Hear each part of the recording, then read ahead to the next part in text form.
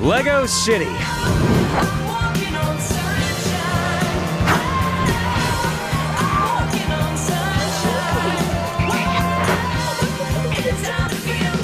Let's be honest, the Wii U needed this. As great as games like Mario, Batman, Mass Effect, and Call of Duty are, it needed a release that wasn't just an old port or another Mario. It needed something fresh, something new, something exclusive, and something good.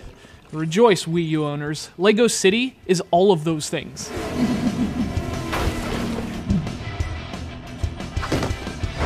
You, ma'am, I'm gonna need your car.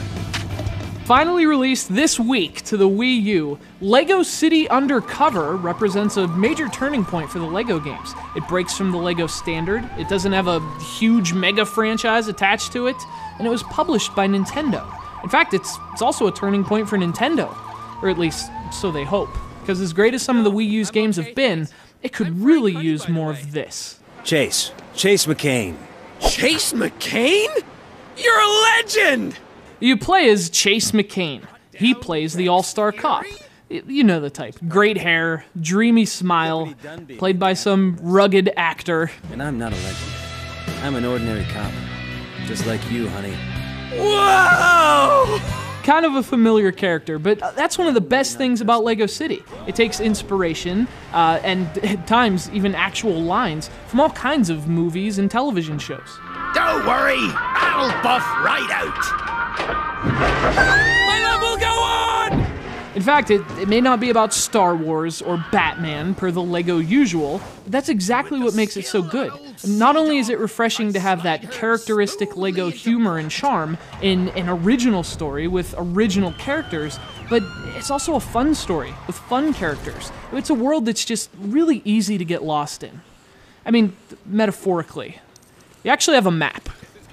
What's fitting about Lego City is that, much like Lego, it's just this bucket of ideas poured onto the floor. And that also applies to the gameplay. This is all the things you love about Lego games snapped onto a huge green base plate of Grand Theft Auto. A Lego City isn't as massive, but its open world is still packed with people to meet, secrets to find, and those shiny Lego studs to collect. I mean, you can't not go after those things. They freaking glisten! They'll be fine. Oops, sorry.